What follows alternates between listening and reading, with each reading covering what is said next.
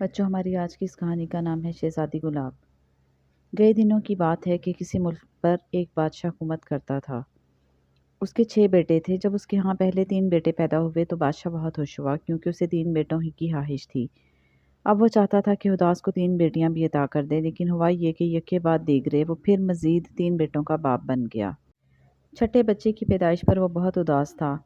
ملکہ نے جو بادشاہ کو یوں اداس دیکھا تو اسے تسلی دیتے ہوئے کہنے لگی، بادشاہ سلامت، خدا کی رحمت سے مایوس نہیں ہونا چاہیے، وہ ہمیں ضرور بیٹی جیسی نعمت سے بھی نوازے گا۔ بچوں، بادشاہ بہت رحم دل اور اپنی رعایا کا خیرخواہ تھا، اس لیے رعایا بھی اپنے بادشاہ کے گن گایا کرتی اور شہزادی کے لیے دن رات دعائیں مانگا کرتی تھی۔ دن گزرتے چلے گئے، بالآخر خدا نے بادشاہ، ملکہ اور رعایا کی دعا سن لی۔ بادشاہ کو جب پتہ چلا کہ وہ ایک خوبصورت اور پیاری بیٹی کا باپ بن گیا ہے تو اس کی مسرت کی انتہا نہ رہی۔ اس نے اپنی بیٹی کا نام گلاب رکھا، اور جب شہزادی گلاب 1 ماہ کی ہو گئی تو بادشاہ اور ملکہ نے شاہی محل میں ایک بہت بڑی دعوت کا اہتمام کیا۔ اس دعوت میں جہاں اور لوگ شریک ہوئے، وہاں خاص طور پر پرستان کی پری ماہم بھی شریک ہوئی۔ بادشاہ نے اس پری کو خصوصی دعوت نامہ بھیجا تھا۔ ملکہ اور بادشاہ ماہم پری کے آنے پر بہت خوش تھے، کیونکہ وہ بچوں کو بڑے پیار سے تحفوں اور دعاؤں سے نوازتی تھی۔ جو ہی دعوت اختتام پذیر ہوئی اور ماہم پری نے ملکہ اور بادشاہ سے گلاب شہزادی کو دیکھنے کی خواہش کی تو وہ خوشی سے بے چین ہو گئے۔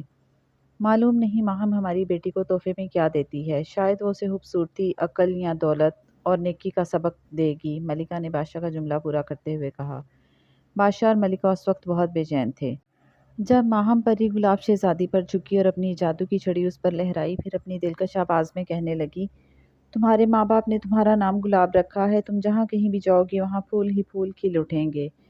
ایک لمحے کو خاموشی ہوئی تو بادشاہ ماہم پری کی بات کا مطلب سوچنے لگا۔ جب کچھ سمجھ نہ آیا تو سرگوشی کے انداز میں ملکہ سے اس کا مطلب پوچھنے لگا۔ پری کا کہنا ہے کہ جہاں جہاں ہماری بیٹی کے قدم پڑیں گے وہاں پھول ہی پھول کھل اٹھیں گے۔ ملکہ نے اسی سرگوشی میں جواب دیا۔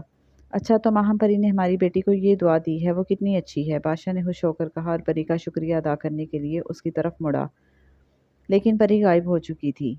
تقریباً 1 برس کے بعد جب گلاب شہزادی نے چلنا شروع کیا تو سب لوگ ہی ماہم پری کی دعا بھول چکے تھے۔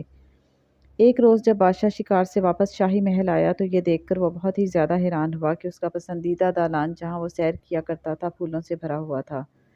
یہ سب کیا ہے؟ بادشاہ نے غصے سے اپنے مالی سے پوچھا۔ میں کچھ نہیں جانتا میرے آقا، مالی نے سر کھجلاتے ہوئے ادب سے کہا۔ یہ سب کچھ میں نے نہیں کیا۔ بادشاہ نے کہا، تو پھر کس نے کیا ہے؟ مالی نے کہا، بادشاہ سلامت، سوائے شہزادی صاحبہ کے اور یہاں کوئی نہیں آیا تھا۔ مالی کی بات سنتے ہی بادشاہ کو ماہم پری کی دعا یاد آ گئی۔ اس نے مسکراتے ہوئے مالی کو جانے کی اجازت دے دی۔ تھوڑی ہی دیر بعد بادشاہ اور ملکہ بڑی سنجیدگی سے اس معاملے پر گفتگو کر رہے تھے۔ پری کی دعا کی حقیقت کا احساس انہیں آج ہوا تھا۔ یہ کیسے ممکن ہے کہ ہم شہزادی کو بھاگنے دوڑنے سے روک دیں؟ بادشاہ اپنی پیشانی ملتا ہوا بولا۔ میرا خیال ہے کہ ہم اسے صرف پھولوں کی کیاریوں اور باغ کی روشوں پر ہی چلنے دیں، یوں ہمارا بہت سارا کام مالیوں کی مدد کے بغیر ہی ہو جایا کرے گا۔ ملکہ نے کچھ دیر سوچنے کے بعد یہ تجویز دی تو بادشاہ بھی اس سے متفق ہو گیا، کیونکہ وہ اس سارے سلسلے سے پریشان ضرور تھا۔ اب گلاب شہزادی صرف پھولوں کی کیاریوں اور باغ کی وسیع و ریز روشوں پر ہی چل پھر لیتی تھی۔ اس بات کا گلاب شہزادی کے بھائیوں کو بڑا غصہ تھا۔ وہ سوچتے کہ یہ کیا مذاق ہے کہ انہیں تو پھولوں کے تختوں پر چلنے کی اجازت نہیں، جبکہ گلاب شہزادی ہر جگہ مزے سے گھومتی پھرتی ہے۔ ادھر گلاب شہزادی کو بھی اس بات کا دکھ تھا کہ اس کے ماں باپ نے اس پر یہ پابندی کیوں لگائی، جبکہ اس کے بھائی مزے سے ہر جگہ پھرتے ہیں اور وہ صرف باغوں میں اور میدانوں میں پھرتی ہے، اسے کھیلنے دوڑنے کی اجازت نہیں ہے۔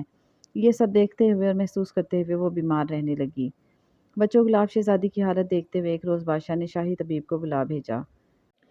گلاب شہزادی اس وقت 8 برس کی ہو چکی تھی۔ طبیب نے شہزادی کی نبض دیکھی اور کہنے لگا، ملکہ عالیہ، آپ کی بیٹی کو ورزش کی ضرورت ہے۔ اس عمر میں تو بچے خوب بھاگتے دوڑتے ہیں، بھلا آپ شہزادی کو کمرے سے باہر نکلنے کی اجازت کیوں نہیں دیتی؟ طبیب کی اس بات پر ملکہ کی آنکھوں میں آنسو آ گئے اور وہ ٹھنڈی سرد آہ بھر کر بولی، ہماری بیٹی عام بچوں جیسی نہیں ہے۔ پھر ملکہ نے ماہم پری کے تحفے والا تمام قصہ طبیب کو سنا ڈالا۔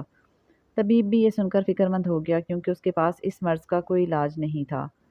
پیارے بچوں، گلاب شہزادی کے کمرے کے باہر جو باغ تھا اس کے آخری سرے پر ایک چھوٹی سی پہاڑی تھی۔ ایک روز جب ملکہ شام کو باغ میں سیر کر رہی تھی تو اس کی نظر پہاڑی پر پڑی۔ پہاڑی سرسبز تھی مگر اس پر پھول نہیں اگے ہوئے تھے۔ اچانک ملکہ کو خیال آیا کہ گلاب شہزادی کی ورزش اور بھاگ دوڑ کے لیے یہ پہاڑی بہترین رہے گی۔ یہ خیال آتے ہی ملکہ کا چہرہ خوشی سے کھل اٹھا۔ تھوڑی دیر بعد جب بادشاہ شاہی محل میں آیا تو ملکہ نے یہ تجویز اس کے گوشگزار کر دی۔ بادشاہ نے بھی اطمینان کا سانس لیا، چنانچہ اسی روز سے وہ چھوٹی سی سرسبز پہاڑی گلاب شہزادی کے لیے وقف کر دی گئی۔ اگلے روز جب گلاب شہزادی نے اس پہاڑی پر بھاگنا دوڑنا اور کھیلنا کودنا شروع کیا تو وہ پہاڑی بھی رنگ برنگے خوبصورت پھولوں سے بھر گئی۔ لیکن اب بادشاہ اور ملکہ فکر مند نہیں ہوتے، کیونکہ شام کو ارد گرد کے رہنے والے بے شمار بچے وہاں آتے اور سارے پھول توڑ کر لے جاتے، اور بچوں اس دن سے وہ پہاڑی جادوئی پہاڑی مشہور ہو گئی۔ اور اس کے ساتھ ہی ہماری آج کی یہ کہانی ختم ہوئی۔ آپ جلدی سے ہمارے اس ویڈیو کو لائک اور شیئر کر دیں اور ہمارے چینل کو سبسکرائب کرنا مت بھولیں۔ اللہ حافظ۔